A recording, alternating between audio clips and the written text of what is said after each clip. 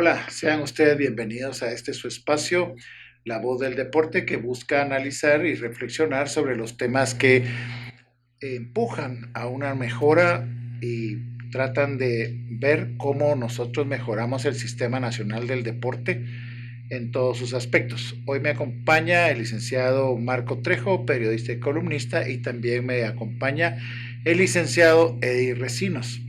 Él es un experto en comunicación, catedrático universitario y que hoy nos acompaña para hablar específicamente de la promoción y divulgación del deporte. Sean ustedes bienvenidos. Buenos días, Héctor. Buenos días, Eddie. Buenos Un días, gusto buenos de días verlos y estar amigos. compartiendo esta mesa con sus personas.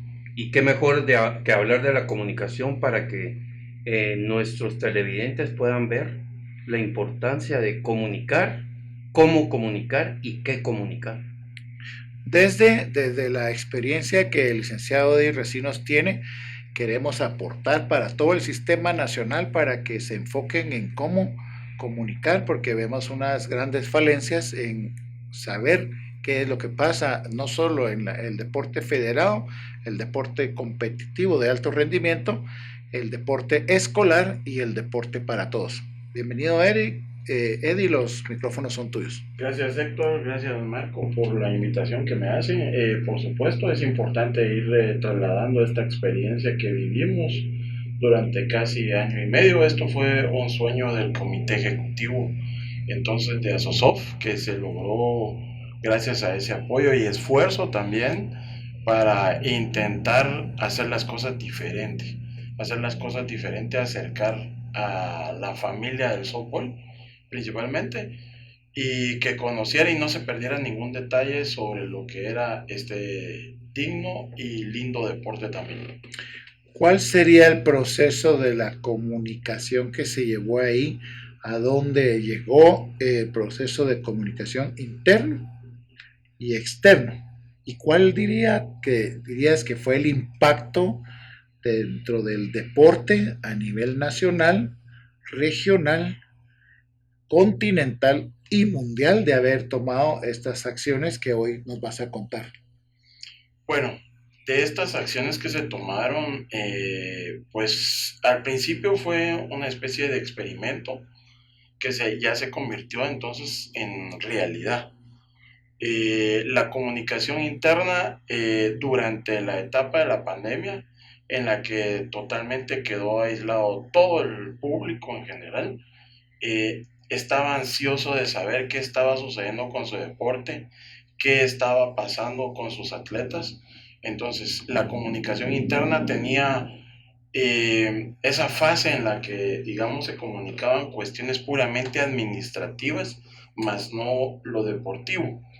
Y entonces se empezaron a dar movimientos importantes, el crecimiento de algunas redes como el TikTok, que fueron bien aprovechadas con algunas ideas, en este caso del presidente, ¿verdad? Que era darle importancia a la botarga que se tenía o a la mascota que se había creado en algún momento, ¿verdad?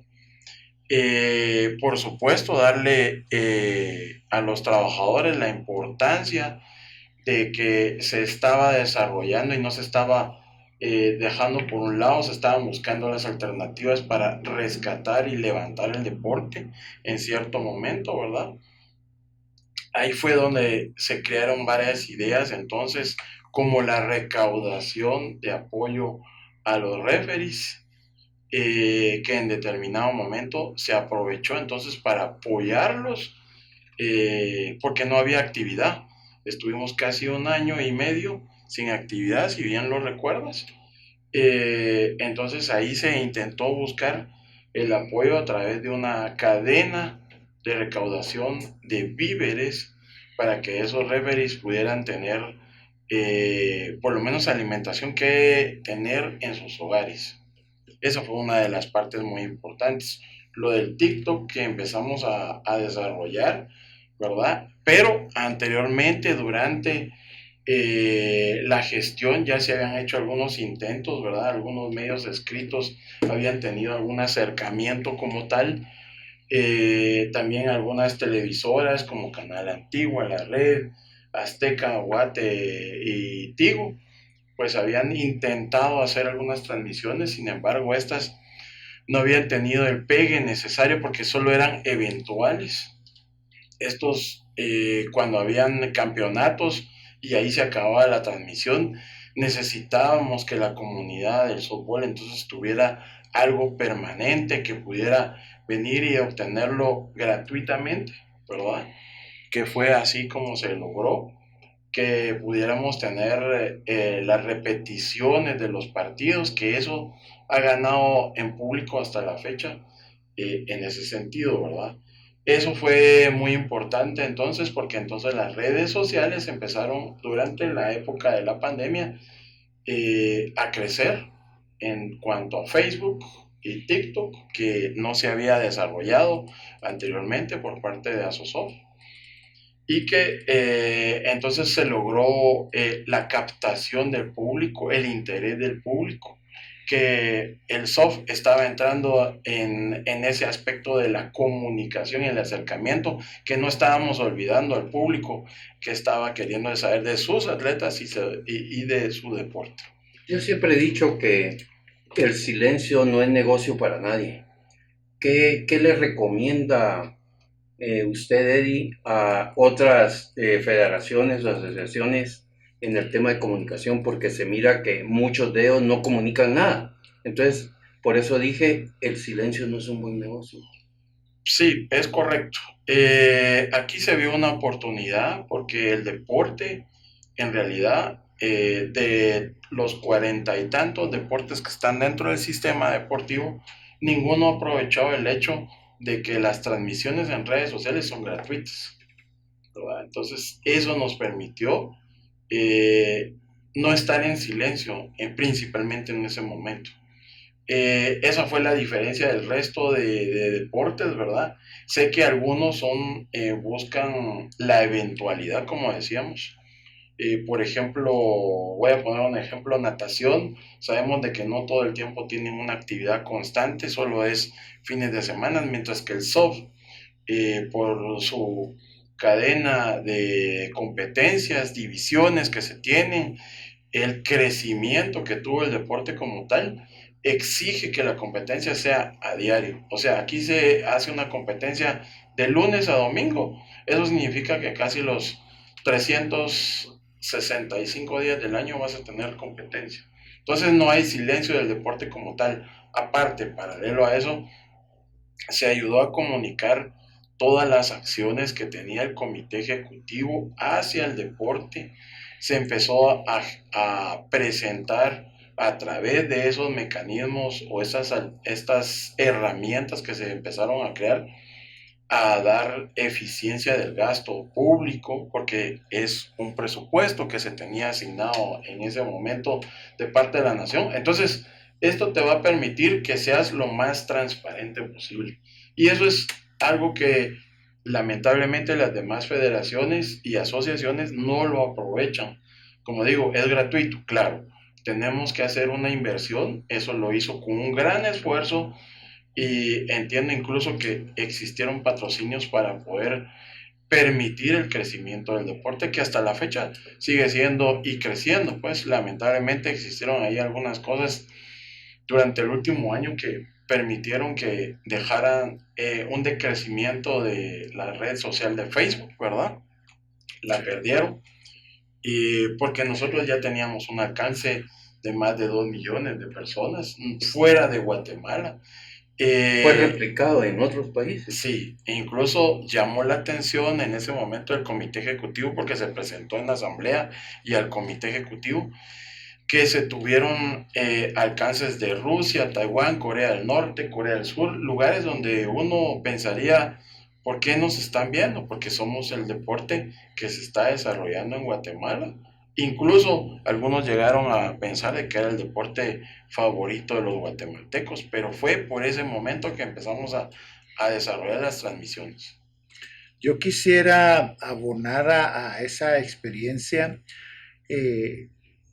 los pasos que se tuvo que dar, como por ejemplo que se comunicaban primero únicamente a una asamblea de 200 personas y que es una de las asambleas más grandes del deporte, pero se dejaba de lado a toda una comunidad, porque ahí solo era con representantes. Entonces se fueron tomando acciones como los correos masivos que ya permitían llegarle a toda la comunidad, y el objetivo al final era poder transmitir y todo lo que se estaba haciendo, que eso pasa ahorita mucho, que no conocemos qué pasa con la IGEF, por ejemplo, ¿verdad? Para no solo hablar del deporte federado, y también mucho en el Ministerio de Cultura y Deportes, que la gente confunde lo que el ministro está haciendo con los programas que debería de conocer la población. Y en este caso, la comunicación que se logró hacer a través de los correos masivos dieron origen a las redes sociales y también dieron origen a la implementación de ese canal que bien mencionas, pero digamos que dentro de esa historia también hubo una evaluación con la red, con Azteca Guate, con Tigo Sport, con Canal Antigua. Esos fueron los canales que empezaron a dar algún tipo de cobertura ante la ausencia de otras instituciones que deberían acercarse al deporte. ¿Y por qué es tan importante esta comunicación? Porque le da vida y le informa a los usuarios de los programas de las diferentes actividades que se desarrollan en todo el sistema nacional, que ahora no tenemos comunicación de parte de ninguno de ellos, perdón, y que digamos que logra traspasar fronteras, logra, como les dije anteriormente, la comunicación a nivel de deporte fue exponencial, pero a nivel regional también fue un ejemplo. Y recuérdame si alguna vez hicimos algún enlace internacional con alguien. Sí, es correcto, hicimos con la internacional, la WBSC, los llamados cross-posting. Al mismo tiempo conectamos con guatemala.com, entonces creería que esa transmisión pudo haberse replicado a más de 1 millón de personas, ¿verdad? Tanto nacional como internacionalmente. De hecho, cuando uno entra al canal de YouTube de la SOSOF, una de las transmisiones más populares fue el Campeonato Centroamericano que se desarrolló y que fue uno de los primeros post pandemia que se desarrolló el campeonato femenino en la sede de la SOSOF. Tiene réplicas de más de 15,000 personas, eso te da un margen hasta donde pudimos ver las estadísticas. Se había visto ya en Tailandia, India, lugares donde se juega el deporte, pues, ¿verdad? A alto nivel. A alto nivel, correcto. Porque esa fue una competencia que Guatemala ganó en un partido, si no te olvidarás, con El Salvador, que fue una final exigente, que fue muy pareja hasta la tercera entrada y que posteriormente Guatemala resolvió porque tuvo los cambios a tiempo, la resolución a tiempo, ya deportivamente, ¿verdad? Ya incluimos incluso personas que conocían el deporte y que habían estado teniendo algunos tanes, por ejemplo, en medios de comunicación, pero principalmente en radio, que eso implicó entonces ya el acercamiento ya de la persona que conocía directamente, porque esa era otra cosa. Llegaban locutores a hablar de el soft cuando tenían una experiencia en otros deportes como el fútbol, o llegaban personas llegaban personas que hablaban de béisbol y que iban a ver el soft, ¿verdad? Porque más atrás todavía, si te recuerdas, tuvimos la experiencia de el buen amigo y finado Abdón Rodríguez, que fue a hacer una transmisión con los canales nacionales y que únicamente fue un panamericano el que se jugó acá cuando vino Canadá, Estados Unidos con selecciones tipo B y C, ¿verdad? Uh-huh. Entonces ellos transmitían los partidos de Guatemala, más sin embargo, entonces ya habíamos tenido una base histórica sobre eso. Lo que queríamos era transmitir partidos de alto nivel de la Liga Mayor de Softball. Hicimos incluso algunos ensayos con otras divisiones, no funcionó, más sin embargo sí funcionó cuando se desarrollaron ascensos, finales, en los playoffs. Los playoffs, exactamente. Incluso partidos que se extendieron hasta las 2, 3 de la mañana. Y mantuvimos conectados en directo, digamos, por separado para hablar, 75 personas por decir algo en las primeras transmisiones que se hicieron de esas finales en Facebook, mientras que 120 en YouTube. Y después, por supuesto, empezamos a hacer transmisiones a través de Instagram, ¿verdad? De los en vivos de Instagram y de TikTok. Y que después, ahora solo se han limitado a hacerlo a través de Facebook y de el mismo YouTube. ¿Y a qué le atribuye la experiencia de todo esto que hemos hablado ahorita, de que los dirigentes deportivos no le toman la atención a la comunicación? ¿O es que viene ya desde la dirigencia de la cúpula de la CDAG que no le pone atención a esto por algún motivo? Lo que sucede es que cuando hay una perfecta conexión en entender de que si se deja de comunicar algo, empiezan las dudas. El mejor ejemplo que se tuvo de ese comité ejecutivo era que informaba a su asamblea. Después esa información era trasladada a través de los correos electrónicos. Después esa fue generada y aprovechada en las redes sociales. Digamos, esa mecánica se mantuvo y fue muy efectiva, porque entonces ya respondía el público a ese tipo de visión. Nosotros cuando había un descanso entre los innings o entradas, tratábamos a través de los videos, a través de imágenes, trasladar esa misma comunicación que se quería dar. Cuidémonos, hagamos esto de tal forma. Incluso incluimos a personas externas de nuestra sociedad o del deporte, como el caso de el vocero de la PMT, que llegó a hacer una medición de la velocidad. Entonces, ¿por qué relacionamos el deporte? Porque queríamos lanzar el mensaje que la gente, había muchos accidentes alrededor del Boulevard Vistahermosa. Entonces queríamos que se cuidaran la gente que llegaba al softball y que no agarraran eso como una pista. Entonces relacionamos nuestro deporte, en este caso el soft, con situaciones comunes de la sociedad. Entonces, porque estábamos tratando de trasladar el mensaje de cuídense. Es cierto, la velocidad es en esa ocasión, si te acuerdas, Héctor, tratamos de hacer de que la velocidad solo estaba en los diamantes, ¿verdad? Y pusimos a aquel pitcher Ferrari a hacer los lanzamientos porque era el que en ese momento hacía lanzamientos de más de 80 kilómetros.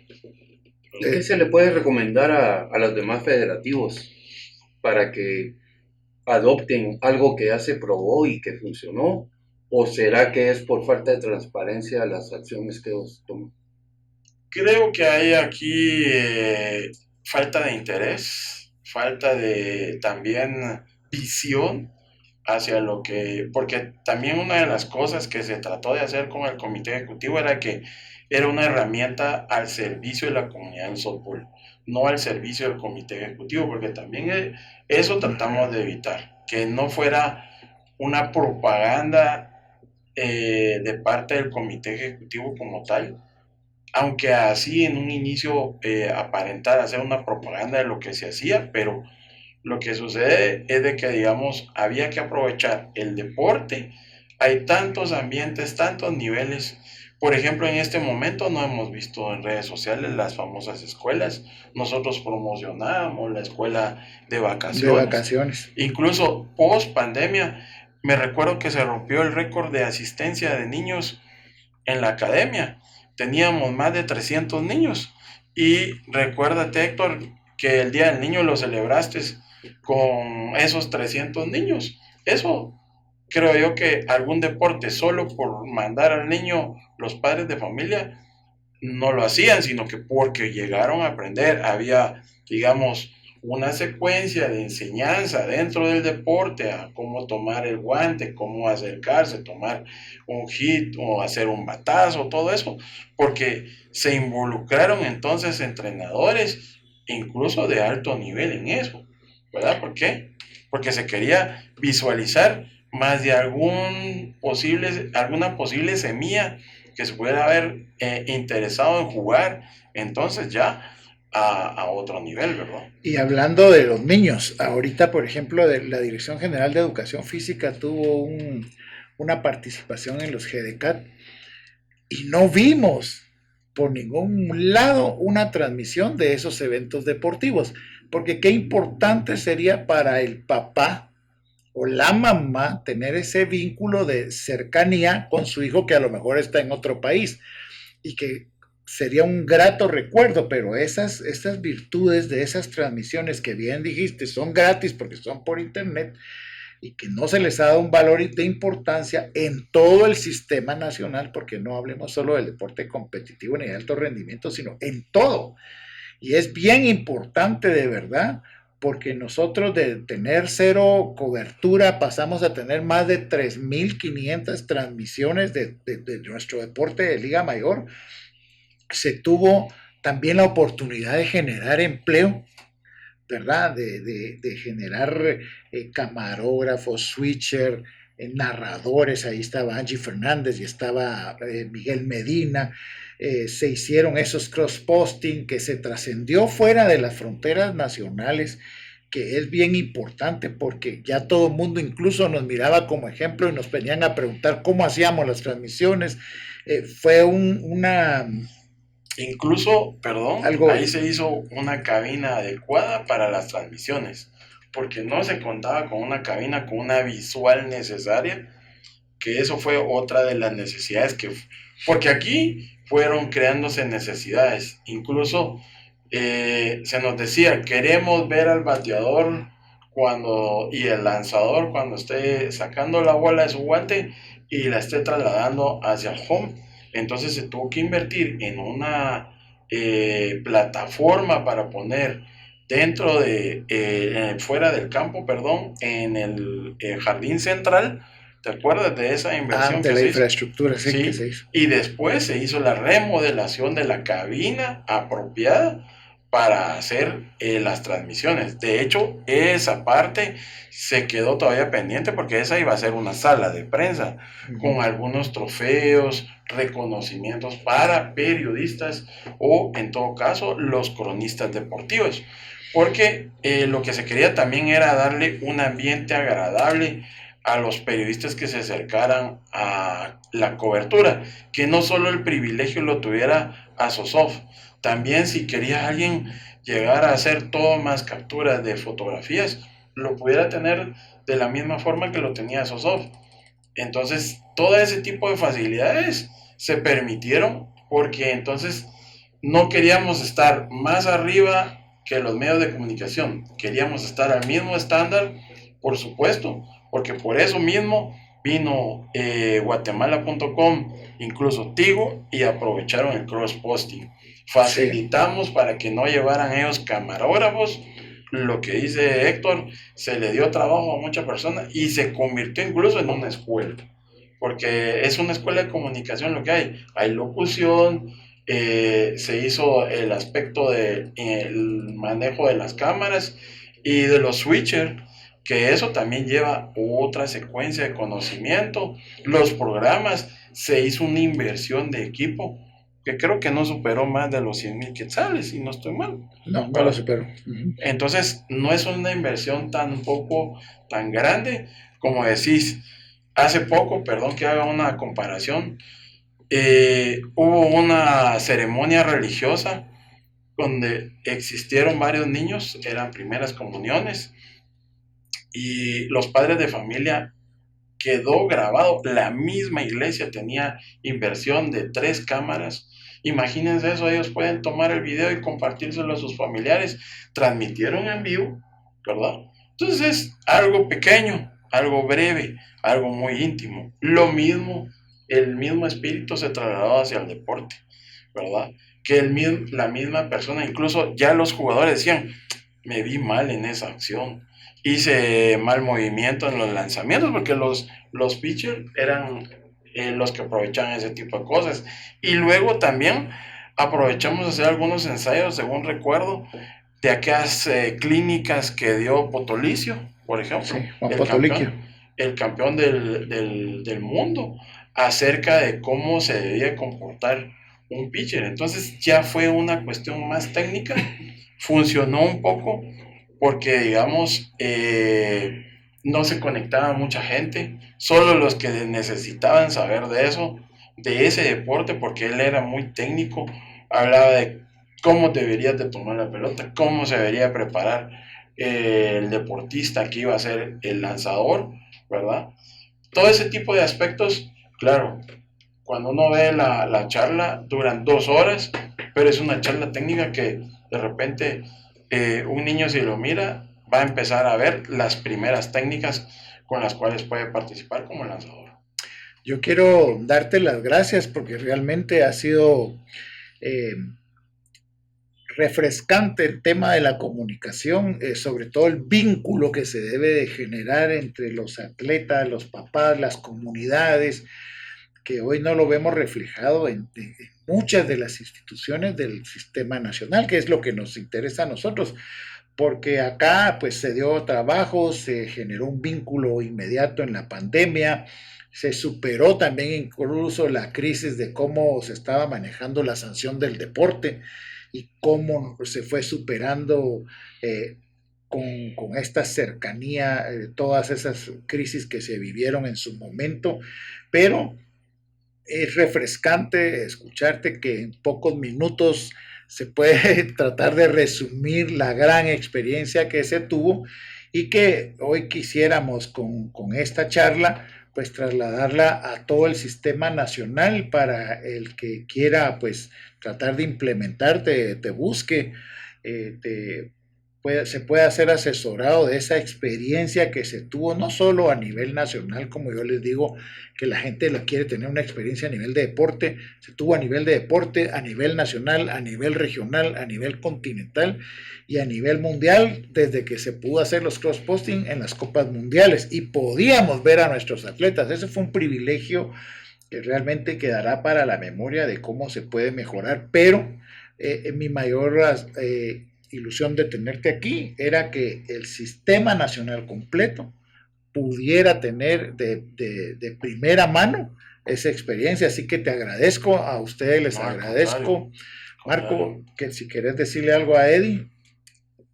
Pues muchas gracias por haber aceptado la invitación, el tiempo y el espacio y compartir una experiencia que puede servir de ejemplo para alguien más y que nuestro deporte se difunda, porque como decía por ahí una persona, un deportista más, un delincuente menos. Y finalmente lo que les digo yo siempre es, en este aparato está todo. Hoy podemos transmitir desde acá, solo que busquemos comprender, aprender del lenguaje propio de cada disciplina para poder generar un vínculo y ojo, cuidado con los niños, ¿verdad? Así es que muchas gracias, Eddie, muy amable por esta pequeña historia breve, pero sustanciosa. Al contrario, es un gusto comentar y dar a conocer esa historia que a veces quedó detrás e incluso es parte de una tesis de trabajo de graduación, ¿verdad? Porque vos mismo lo sabes, entonces ahí sí que todo este proyecto no se hubiera realizado también gracias al apoyo del comité ejecutivo y de tu persona. Pues es nuestra obligación como servidores, como dirigentes. Gracias, Eddie, y que sea un éxito lo de tu tesis. Gracias. La voz del deporte con Héctor Sazo y Marco Trejo. Las opiniones expresadas en el programa son ajenas a Noticiero El Vigilante.